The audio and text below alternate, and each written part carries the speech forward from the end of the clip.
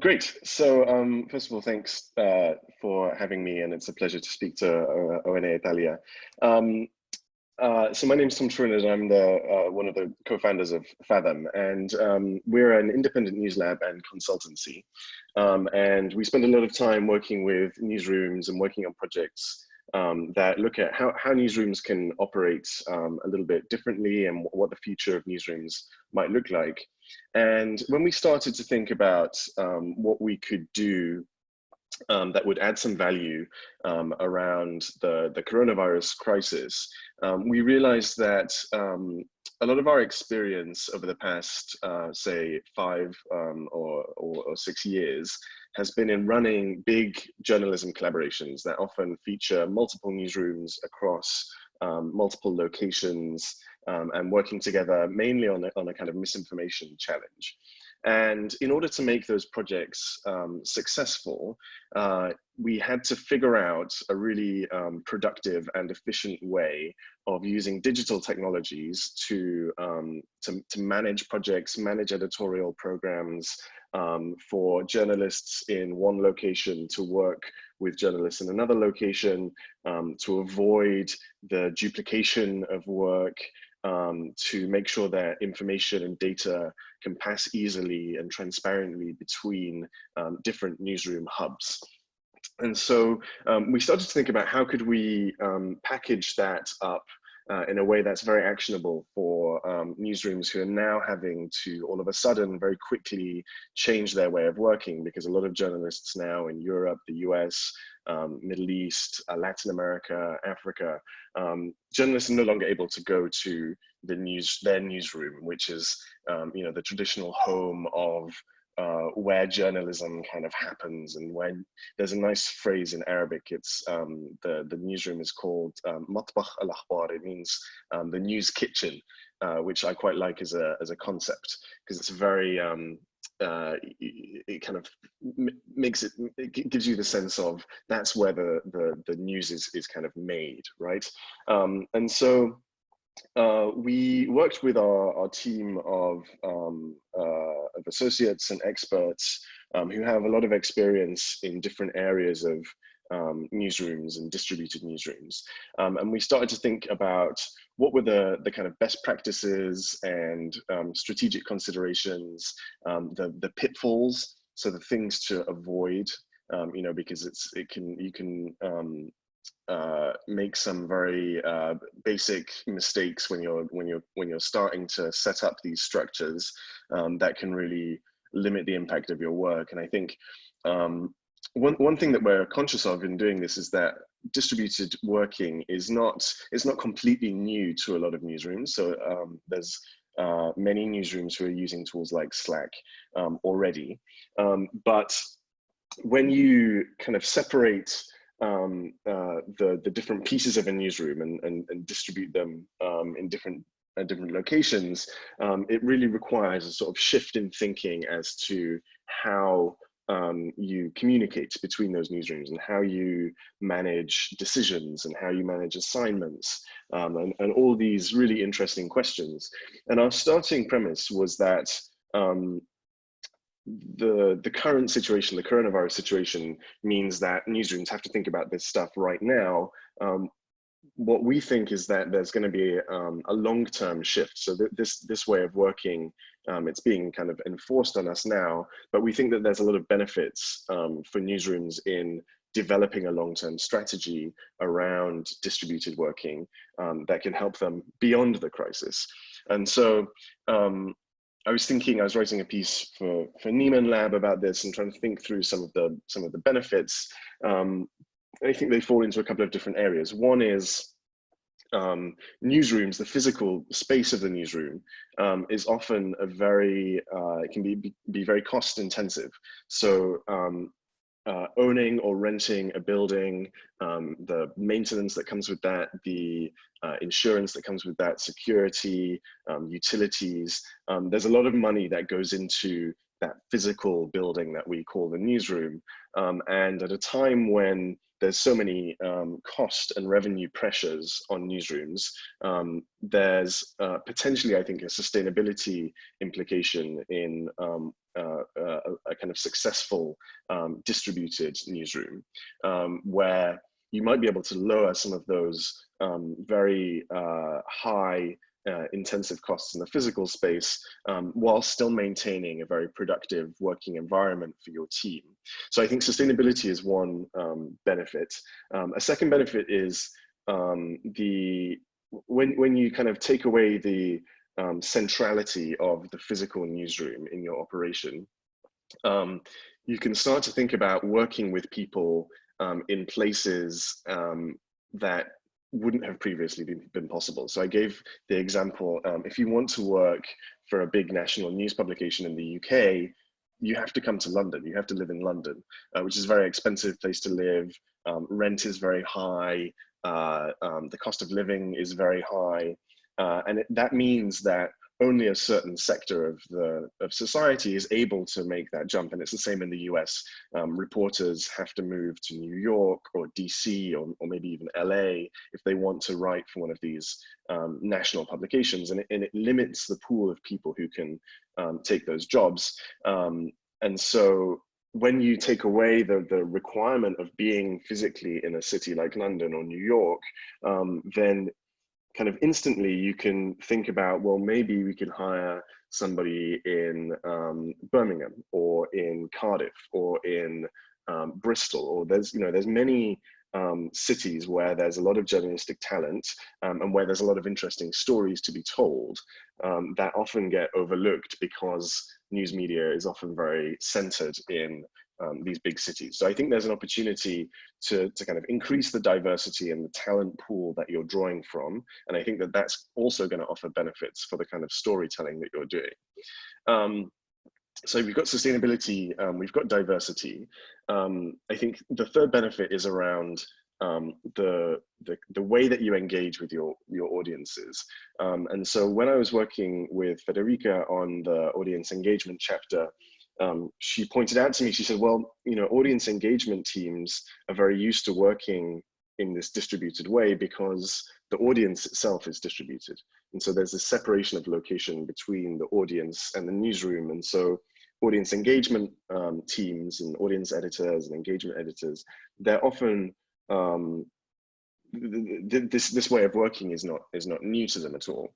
What I think that the change here is that now we have, if you take more of the editorial structure and distribute it, it pushes journalists and editors who are not used to working in that distributed way to think about the new opportunities that come for their audience. So for example, if you have your editorial meeting every day in the physical newsroom in the morning, then opening access to that to a wider audience is very difficult. If you're doing it on Zoom, it's very easy to record it or to allow other people to watch, right? And so just the pure fact of removing the physical boundaries of a newsroom opens up new ways for audiences to interact with the newsroom and for the newsroom to kind of lift the curtain a little bit and show how reporting works, like what is that process. And I think it's a really good thing for journalism when we can help audiences understand how the way that we work and how the content that they see on the website or on their phone, how that gets made. I think audiences are really interested in that, and distributed working, by removing this kind of the physical nature of the production process, lets audiences see that, if newsrooms are willing to allow that, which I think is really important. And then finally, I think we didn't want to think of this just as a coronavirus phase, because we also can look at, and Fergus and I had done some work around natural disasters, for example, where you also probably might not be able to, in the middle of an earthquake, you might not be able to, or you might not be advised to send a reporter to the scene of a natural disaster because it might be dangerous. And so there's other circumstances where using a distributed way of working can help you be quicker. So if something happens in one part of the country and you've already, because you're distributed, got a reporter there, they're going to be able to act quicker. It can help you be more flexible. So if there's a place that you can't go because of a security concern. Maybe you're going to be better at social news gathering, for example. And so across kind of sustainability and flexibility and diversity and audience engagement, we think there's a lot of benefits. And I'm sure if we thought about it more, we could think about other benefits of this way of working. And then just the final thing I'd say on this, we were really careful to choose the term distributed newsroom, because with the kind of implementation of social distancing policies, there's been a lot of people talking about the rise of remote working. Now, I completely understand that, and I've been, I've worked from home for the majority of the past 10 years.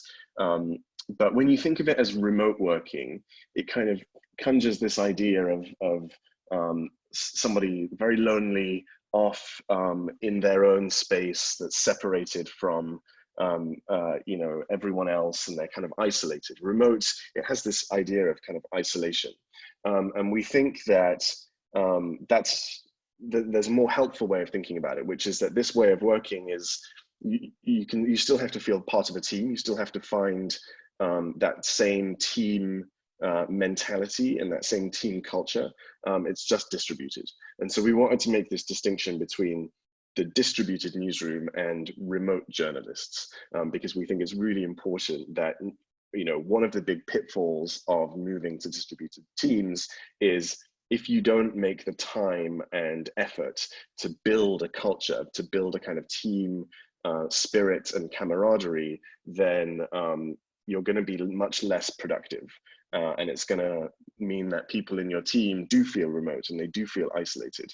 And that's not going to help your work.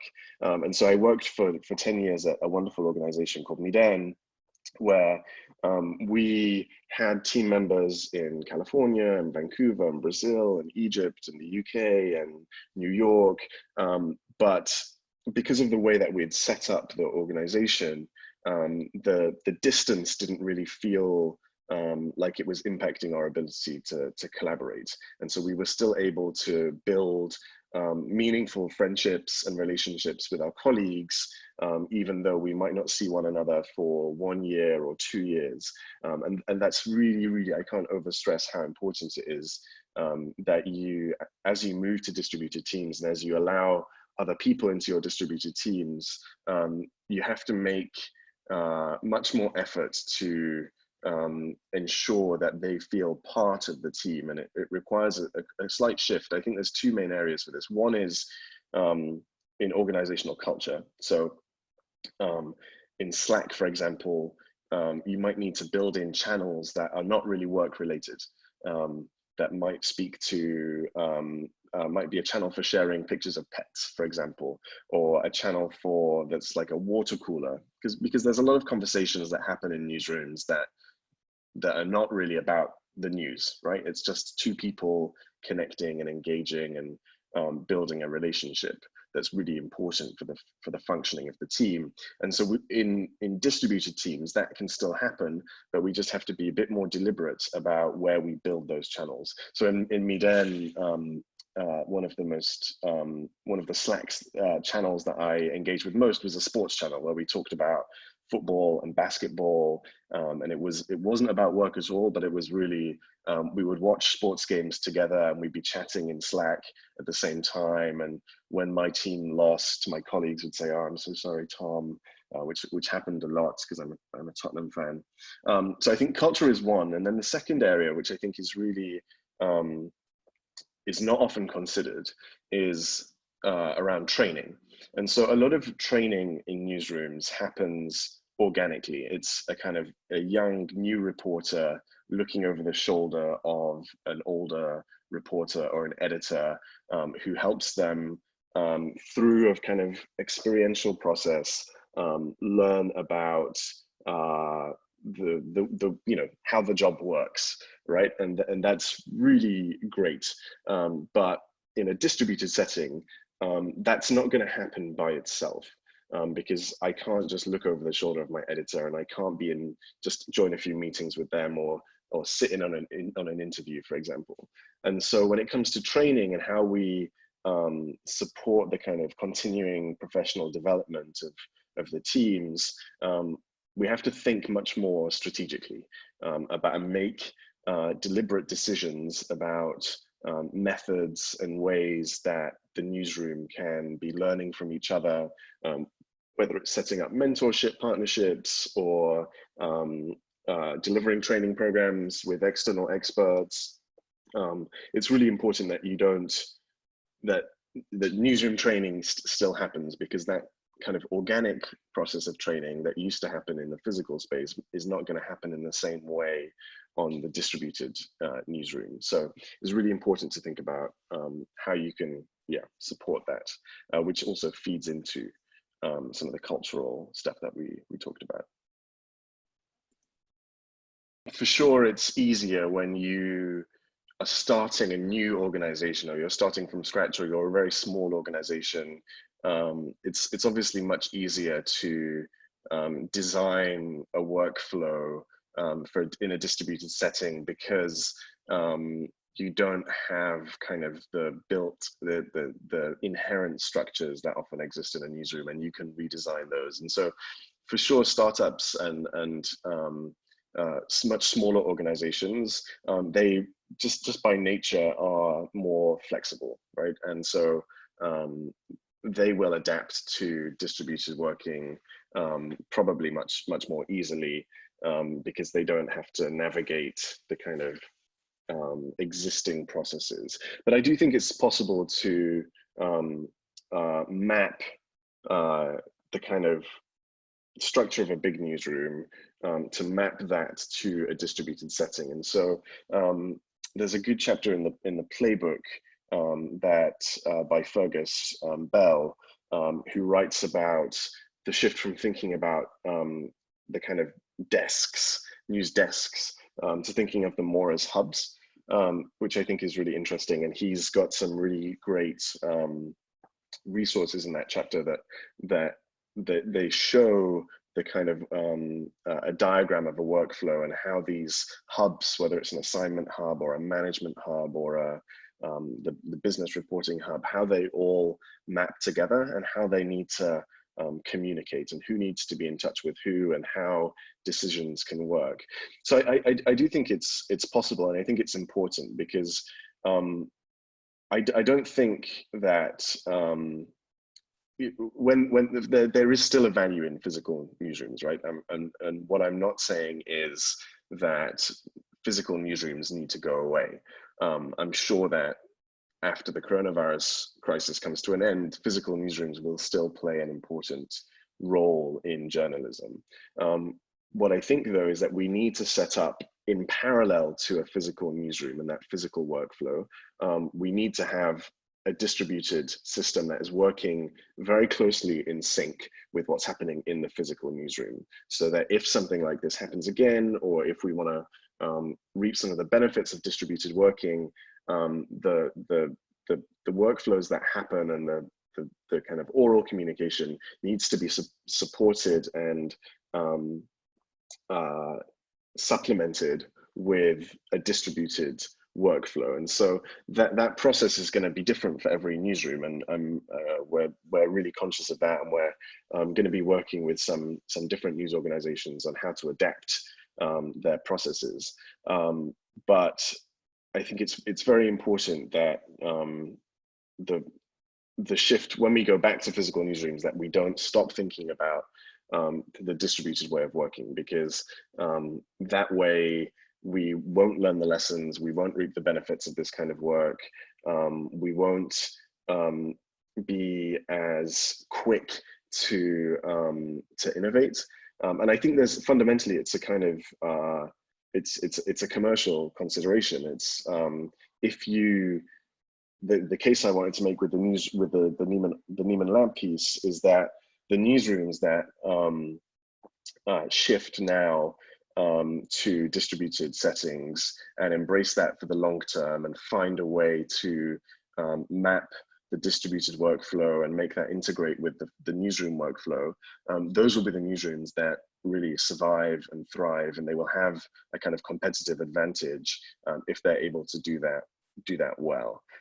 And so for sure, it's easier for smaller organizations. You know, if you were starting up a newsroom, I was speaking to one senior editor who said that if he was starting up a newsroom right now, he would tell them to cancel all of their rent contracts, completely. You know, the cost, that the money that goes into that physical space for a startup newsroom, it doesn't make any sense, because the benefits of distributed working would outweigh the cost that is goes into the physical space. So I think for sure for those organizations, it's a slightly different consideration for big newsrooms, particularly broadcast newsrooms who have kind of specialist hardware and equipment. So they need to think a bit differently, but they need to build these structures kind of in parallel that allow distributed working alongside the physical newsroom. And this is not, you know, I'd also say that this, if you look outside of journalism to technology companies or